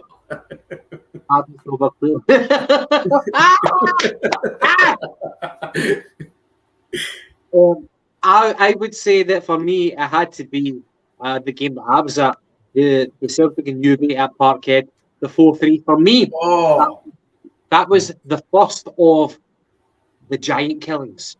We have witnessed giant killings at Parkhead, but that was the first of that. And I remember I was in, it was like me and my dad and our neighbour and his son, and we were like car sharing, and we were in the car driving to work towards Parkhead before the game, and we had the radio on, and it was fucking 102.5, and fucking Hugh Keevins was saying Celtic, and his wee fucking nasally voice, Celtic would never beat Juventus because they're a big team, and Celtic are just a small Scottish team. And we beat them 4-3. And we had people like Nedved, Trezeguet, Del Piero. Remember that the free kick by Del Piero in that game? Yep. But we won 4-3, and Moravchik, the type of player who should have been playing for those teams, he stood up to the fore, and you had Sutton, you had Larson. That was like, it made me a believer of the Martin O'Neill team in Europe to be able to beat Juventus at home, because we saw how they conducted themselves away in Turin. We lost like 3-2 on that dirty penalty that Amoruso bought for the referee. But that for me, that was a milestone as a Celtic fan. Witnessing that, I'd never witnessed it before in my lifetime, beating a heavyweight in Europe, and I saw it, and the atmosphere was electric. 4-3 away to you, at home to you, perfect, man. The crowd were bouncing. It was beautiful. That in the 6-2 game and the 5-1 game against the Rangers, there's not many things that top that in life. Never mind football, just in life. It was beautiful. Puffy, this is good for me, but there's Kenny in the crowd as well tonight. Kenny's obviously one of the older generation. What an easy question, Gav. Leeds United 1970 European Cup semi-final, both legs, first European experience, 136,000 and the rest at Hampden. What a time beating the best of Britain twice. Now, correct me if I'm wrong, was one of the games when Celtic had to wear the red socks? No, orange socks. Orange. No, yeah. I think it was away. With green top, green shorts, and orange socks. I can't think that. I can't if it was red or orange. It might have been red. I think it was Leeds United's. Angelo Tyro. Paddy, you have sex and is just saying Angelo Postecoglou. I hope to God you're a woman. Well, his name is Angelo, and I know. Hope maybe there's like a unisex Angelo out there somewhere. But aye, maybe that's a wee topic for next weekend. Your best ever Celtic game, and that's yes, no, yes. Oh, I didn't realise you were actually waiting for a response. Yeah, definitely. Let's get a wee half-hour segment to that. Aye. Can I ask you guys, because I don't do the WhatsApp chat anymore when we're doing the live stream. What's your curfew tonight? Anybody getting the daggers for the missus? All the time, but you know. Aye, that's why I'm at my shed. No, I say we're a good hour and 20 minutes into this. Keep going if you want to keep going. But I take it, Gav, you're in the zone. You're just want to stay on forever. I'm enjoying myself. Well, let's stay in. No, I was just wondering if you guys were getting the dagger across the room. Just wondering that. Any other comments? Aye, favorite European games. By the way, I will say one thing. I remember a UEFA game at Parkhead. It was like early 90s, maybe in 1995, maybe in 1996. We get beat 3-0 by PSG. And PSG, by the way, whenever you think of PSG now, they're a powerhouse. But they're not a team that has history. Did you know that PSG were only formed in 1970? I heard that a couple of months ago, and I was shocked. I had absolutely no idea. Shocked and appalled. And you look at where they are now. You know what I mean? It's night and day, isn't it? They're just a totally commercial, overprivileged fucking show of well-ends. Even Messi. Let me ask you this question, okay? Okay, so you know Dermot Desmond is in his, if we're being generous, probably in his mid-70s, yeah? Orange socks from Stephen Coulthard. Right, okay, so you with me? Dermot Desmond, our majority shareholder in his mid-70s, yeah? Mm-hmm. So the rumour is that he's going to hand over the reins to his son, because he's a self-employed. However, in light of current times with Roman Abramovich at Chelsea, and you've got Man City with their state, Newcastle, their state ownership from Saudi Arabia. If Dermot Desmond was to put his shares up for sale, and our club was to kind of go up for auction, if you wanted to put it that way, how much would you give a shit if you got a sugar daddy coming in from, regardless of China, America, whatever country? How conscientious would you be about that? Or would you want it to be a domestic person, Britain or Ireland? Does that thing bother you, or does recent times make you more conscientious about that?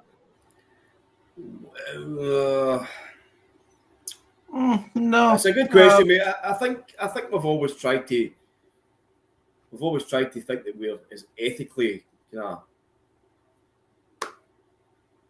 biased, if you want, something to that effect. That we try and keep the scumbags away, but I mean, we've had plenty of scumbags. Up higher echelons, you know what I mean? We've had fucking Tory scumbags and fucking war criminals, but I don't know, mate. I don't know. I mean, you could get a Swiss consortium, for talk's sake. Not just singling out people from Swiss. It was just the first country that came to mind. A Swiss consortium coming in, buying up the club, Everton Zorros in the garden. They stick £100 million into Celtic, and then a year down the line, somebody pings up that they've been selling fucking sports socks in the bars. You know what I mean? Made by 5-year-old Taiwanese kids. I don't know. If a consortium organisation sort of thing was to come in, i.e. the City Group or the Red Bull Group, and they were to come in, or an alternative in that ilk, and to come in and kind of franchise Celtic up a little bit without going down the route of changing a badge and changing our colours and changing the name. If they just kept things as, but they basically, there's a consortium of that kind that came in and just propped us up from the behind sort of thing, I'd probably be okay with it. Money's money at the end of the day. We want to be successful. We are successful in the domestic scene. We are the best team in the league. Have been for years now. I would take that money to make us more successful in Europe.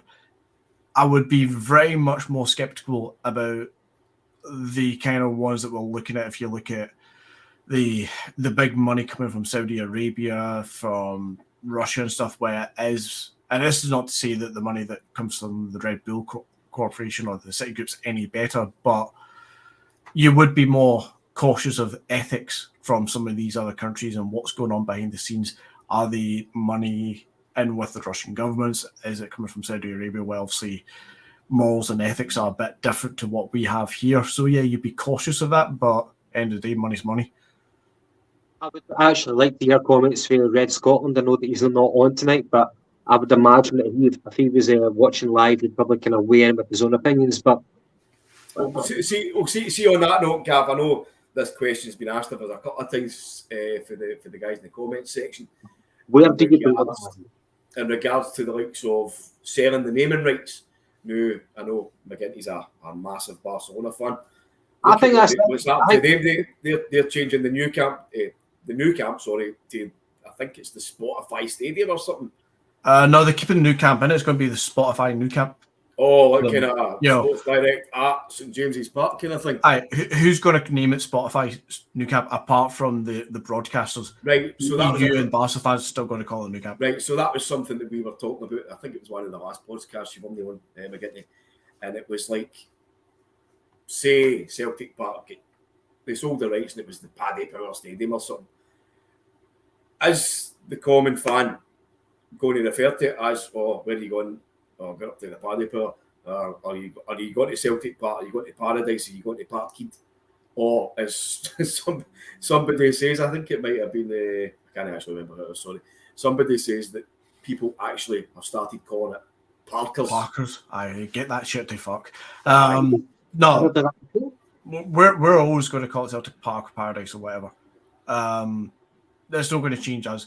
It will change the name that shows up on UEFA's correspondence where they say that we're playing at, Glasgow Celtic, playing at fucking Paddy Power Stadium. So be it. I don't give a fuck. Who cares? It's, at the end of the day, if somebody's going to drop 10 million quid into the club for that per season, I'll take it. I think the difference between, but we talked about it like at one point, Celtic never played with a sponsor, but eventually we did. And at one point, that was like unfathomable. Now we have a sponsor. And now the way that modern football is going, the way that things are going in general in football, eventually that's probably going to happen, even if we don't like it now. But from the comments we've had, and we have kind of raised the question in previous podcasts, was I think people would be okay with it. But we'll always refer to it as Paradise, as Parkhead, as Celtic Park. But I think the question of ownership is a different thing. And especially what we're seeing in Ukraine, that being linked to Chelsea. We've always thought that Chelsea was horrible anyway, but it kind of makes it even more dirty. You know what I mean? You shine a magnifying glass on it and you see the dirt. And then again, Gav, I mean, how many fucking millionaires and billionaires don't have any dirt? Exactly. You got to find dirt somewhere. Well, for every man who's got a fortune, where did it come from? Did it come naturally, or did it come from an original crime? You know what I mean? How far back does it go? So again, for me, sponsorship, stadium rights, as long as it's palatable in the current, and I hate that phrase, gauge the temperature of the room. For me, that's a kind of, I hate that phrase. It's a kind of modern term. But for me, ownership of a club nowadays is becoming, it can make or break a club, as we're seeing right now in London. So you need to be careful of who you open your gates to. Well, everything's sponsorship, isn't it? I mean, you look at the back of this season's tap. I mean, we've got an extra sponsor on the back of the tap, just literally at the shoulder blades. You've had uproar in the past because Celtic's always been sponsored by alcohol companies like Magners or Tennent's, whatever. You look at the kind of the advertising inside the stadium as well. It's Ladbrokes, Mr. Green, who were I think we're still in partnership with him. And then even you go to the stands and all, mate, it's all fast food, Domino's. What do you think? Paddy, what do you think about? When you get a Domino's in Celtic Park, there's Domino's in Celtic Park. Really? What do you think yes. Of, I know you're up the Shetlands, mate, but times are progressing down here in the lowlands. Jesus. Domino's. Paddy, betting companies, betting has been kind of synonymous with like the working man, like football and stuff like that. You go to the football, you put a bet on every week, that sort of thing. For some people, though, it's to their detriment, and they get an addiction, same as anything else, you know. Whenever you overindulge, but betting and football, how do you feel about Celtic being associated with it? It's a hard one, mate. I mean, me personally, I couldn't give a shit, but I do understand like that people have bad addictions and it's caused a lot of heartbreak. But that's, I think that's an unfair question to ask you. Where do you draw the line though? Because for me, I think that every individual has the freedom to decide how far they go. I don't like the nanny state. I don't like saying no, you cannot do that, you cannot do this. I get the hypocrisy. You've get that prick Joey Barton to say, well, I'm a gambling addict, so you should never have gambling associated with football. But then you get people like Jose Mourinho who are associated with Sky Bet. I get the conflict, and I get people's the human habit to be overindulgent, but I don't believe in the nanny state to censor everything. I think at one point you do need to take responsibility for your own actions. as I say, mate, I get it, but I don't know. People going about, you know, the Celtic players wearing the shirt, and that shirt kind of influences the kids and all that, and if they're wearing the taps that says Magners, but as we all know, the kids get sponsorless shirts. You know what I mean? So that's the kind of appropriate way to teach your kids, because at the end of the day, adults need to teach the kids. So adults need to protect the kids so they keep all that stuff away from the eyes. You know what I mean? 100%. I believe that role models start at the home. That's what it is, mate. I mean, like, do people want Celtic to be sponsored by the ethical fucking soap company or something like that? I don't know. At the end of the day, we can't all be sponsored by the likes of UNICEF or the WHO or Hey, listen, WWF or whatever it is. mate, UNICEF are dodgy bastards and all. Don't you fucking... Well, like you said earlier, you'll find dirt everywhere you go, sort of thing. Betting companies aren't the worst for me. They're not the best. I mean, you don't want to be giving people too much kind of thrusting this in their face. And we all know the gambling addicts and the issues that can have on people's lives, family lives, financially, and all the rest of it. But at the end of the day, betting shops are everywhere you go. Be it on a Celtic shirt or no on a Celtic shirt, you're not going to tell me that a guy walking through the streets of Glasgow can't see a betting shop. You'll see a betting shop before you see a Celtic top. So we would be really nitpicking on the more high ground not to accept it. That said, yeah, we could easily go find, surely, another company that isn't alcohol or betting or tobacco. Surely we can go get a car manufacturer, Coca-Cola, somebody, PlayStation, Sony, whatever it is, there's plenty of companies out there. By the way, that's a good question. I was actually thinking that, how obviously, like, we're new for one way or another, that we're actually tapping into the Japanese market with players and obviously with Ange in history. Sponsored by PlayStation 5. But there's a lot of massive companies across the world are Japanese. You know what I mean? So maybe that could be something we could tie in. Well, you know what I'm like. I do love a football shirt. Look at one of the more iconic / famous ones. Sega on an Arsenal shirt. Sony on a Juventus shirt. These are companies that have sponsored. Dreamcast was on the Arsenal shirt at one point. Nintendo on a Fiorentina shirt. These are options that are there. Why not go chase it? I agree cynically with David Boy. Alan Woods loves your top, by the way. Fuck off, no good man. By the way, Alan, you're spot on, pal. He's a piece of shit. By the way, right, to get back to the football, I'm going to put my angry heat on here, right? Now, the last games there, domestically, Celtic had a man sent off. Celtic, there was a fella sent off against us for making the tackle on Rogic. Clearly a red card, right? Now, the clowns in the Scottish media, certain ones of them, a perennial scud book that you all know that I cannot stand, Alec Ray, was given it. It was a harsh red card and the player was unlucky, right? And on the flip side, the absolutely atrocious penalty that the other mob got, they were saying that the defender should have been sent off and it was a straight red card. Oh, mate, that fucking red card, the Morelos one. Yes. Mate. Like that type of incident should mean that the referee gets not even relegated to like the bottom tier. He should get fucking deported, man. Fuck him.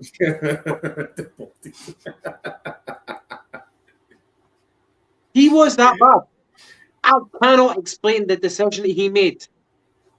That bad. It was that bad. Absolutely terrible. But that's going to be one of the worst. Bobby Madden. He's the referee. I don't know who the linesman was, but probably an all scud book. Bobby Madden. Fucking Bobby scud book. Aye. Anyway, I think that's a good time to wrap it up, folks. Aye. If anybody is watching, if he's got any... Everybody, about 45 people.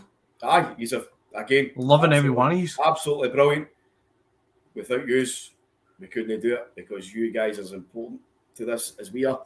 And the interaction is always most required. So if there's anything that you want to talk about next week, we're probably going to try and make it like a topical show. And I know that we're going to start kind of...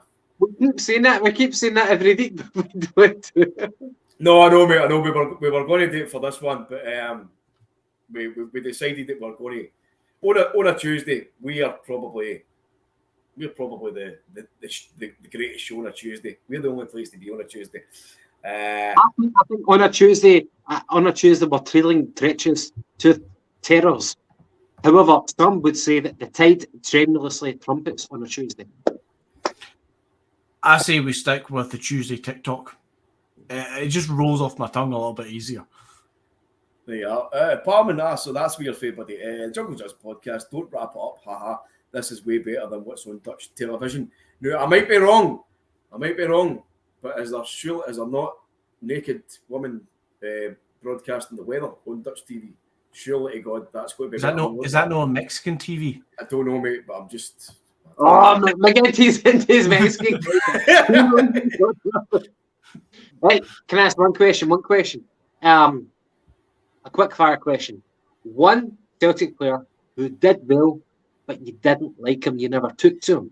See before you answer that, guys, there's just another comment here, and just in case anybody's new or anybody still doesn't know, Michael McDonald, how you doing, buddy? Thanks for all your comments tonight, mate.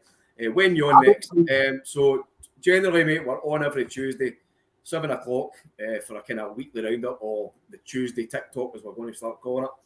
No. He's talking fish.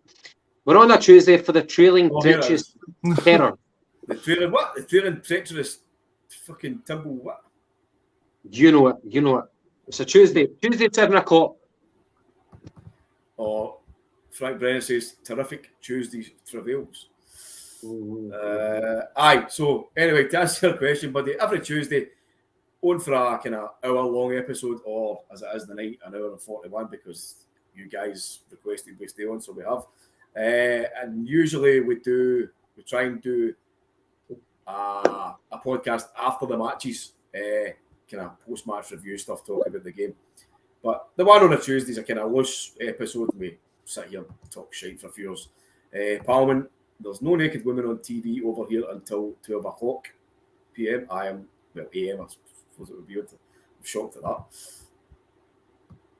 Back to the question.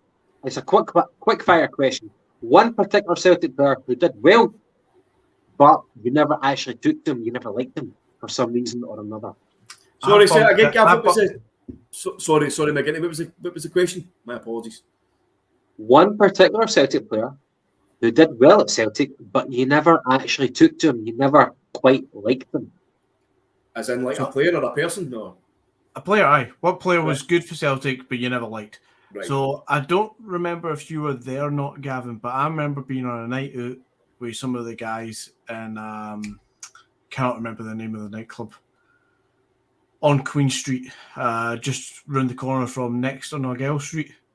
There's a nightclub that you go down the stairs. I think it started with a B, not below, maybe below. I don't know. Bacchus? No. Queen Street. That's something the other one. But we were in there, a few of us, and Craig Bellamy was in there as well. And purely for this one night, that one of the guys in the group tried to go up and talk to him and basically chat him up, but just wanted to say hello to him, sort of thing. Was he doing the whole autograph malarkey? He's kind of like near the bar. He just wanted to say, "Hey, Craig, how you doing? Nice to see you," sort of thing. And it was one of his Craig Bellamy's pals, entourage, whatever. No in Shetland, no, down the road. I used to live in Glasgow, honestly. But there is a nightclub in Shetland. But just from that one night, the way that Bellamy's pal acted and the way Bellamy himself acted on a night out, and to be fair, he's on a night out trying to enjoy himself. He doesn't want to be harassed. But just the way he reacted about it was like just off-putting, and you're like, nah, go fuck yourself, Craig. Scott House says Viduka was a right prick. Jamie Young. You've got a point. Right. Bratback. Oh. This Bratback, other one. Who could ever hate Bratback? This other one, I'm sorry, Ewan boy, I'm not even going to put his name up on the board, but Judas, I'll just tell you as it's Judas. Alan Wood says Magnus Hedman always annoyed me. Was his missus Swedish porn star? It was at Tommy Gravison was the one that went to Las Vegas. It was a poker player or something afterwards. Ewan boy Martin. And Neil Lennon was not a nice guy to meet out, and that's me being polite. Well, one of the guys in our previous episode admitted to throwing up on Neil Lennon. Remember that? Legend. Oh, who was that again? one of the guys back in like 2003, I think he said, or 2001, 2003, he was on a night out. It's good on his jacket. He's smoking his fucking jacket, and he said Neil Lennon was not happy. And I'm like, well, fucking aye. Nobody would be. Here's one and off, Michael. I interviewed Paul Elliott, and he was a pussy. Good player. Really? Paul, Michael, just he's another wee comment, like a proper interview, or like a reporter or something, or just... Aye, let him know, because like, from my understanding, Paul Elliott was like a hard player. And like it was like during that time when all the good English players come up to play for Rangers, but we got Paul Elliott, and Paul Elliott was a diamond in the rough. He was a fantastic player. McGinty, you'll probably able to maybe comment on this one. David Boy says, Travis is the number one Call of Duty player in the world, makes millions per year through it. Is he on the old Call of Duty now? I knew he went to Vegas. I'm sure he was doing poker, but didn't he know about the Call of Duty thing? I thought you would know him through the porn business. That's Magnus Hedman and his wife. Anyway, I'm going to say the quick fire question there. Where are we going to? I'm going to say go. Craig Burley. Craig Burley. He did well, but nobody took him. Right. Especially after his career. Cannot take him. Obviously that, but like, is there any other kind of lesser known reason other than he's a fucking total prick? Well, I watch him on ESPN every now and again. You've got him on ESPN alongside that guy called McNichol, who was like a fullback for Liverpool, Scottish fullback, Stephen McNichol. Yep. Both of them are kind of taking him. And the fact that they're on ESPN, it shows you that they're like kind of the gutter of journalists. They're not that high. Frank Brennan says that McGinty is the Jeremy porn star of the Shetlands.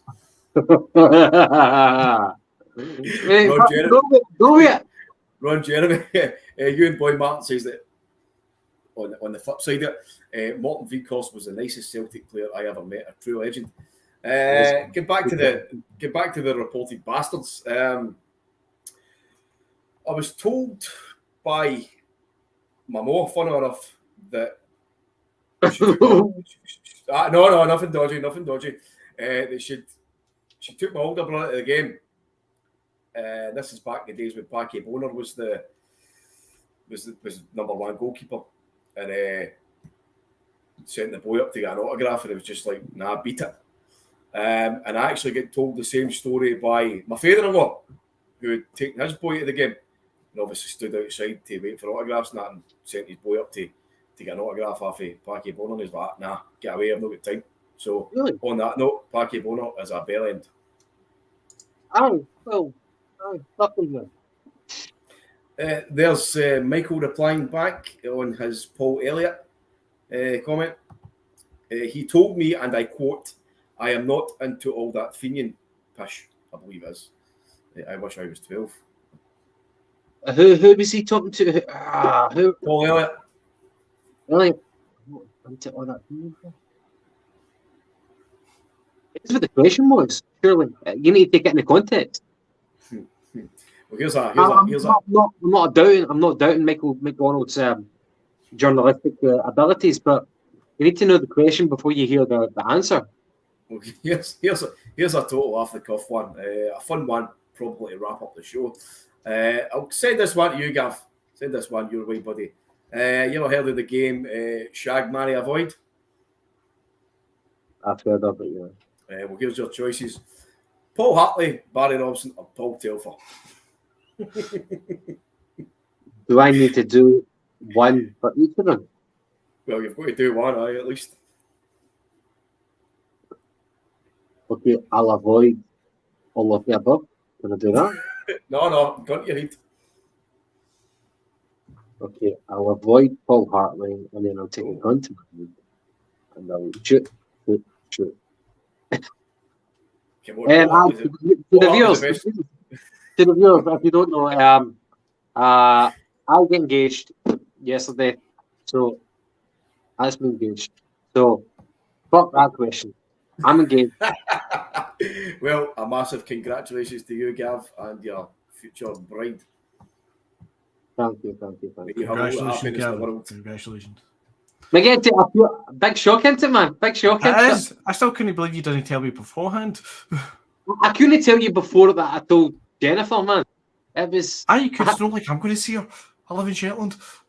Well, you're going to be down in April anyway, so.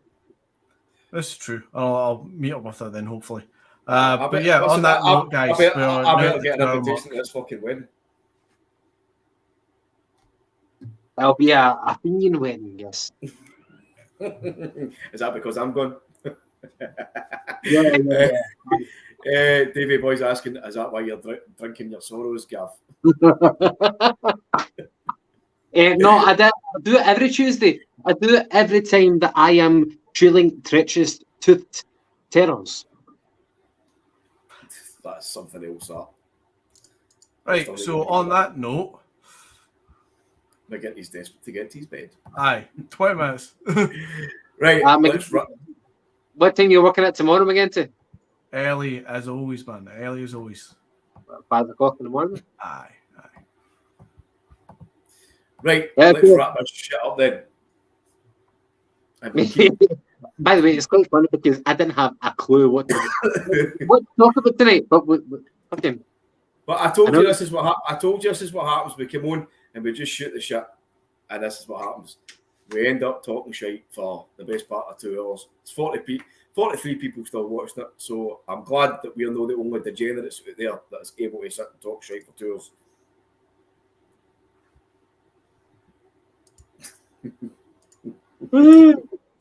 Right, so on that note, any last words on the podcast there, Gavin? Does anyone have any advice for marriage? Let me know. I'll let you know once I do. But by the way, give us a thumbs up. Give us a thumbs up. If you're actually watching right now after 1 hour and 51 minutes, come on, give us a thumbs up. It helps us a lot. You've got no idea. Please. And hit that subscribe button. You've got no idea. And why was it not a penalty? I don't know why I said that. Right, aye. As the guy says, there's a favourite if you haven't done it. Give us a wee like, subscribe. Use the life blood of this. We love you. On Tuesday, we obviously won't be covering any games because there isn't any games.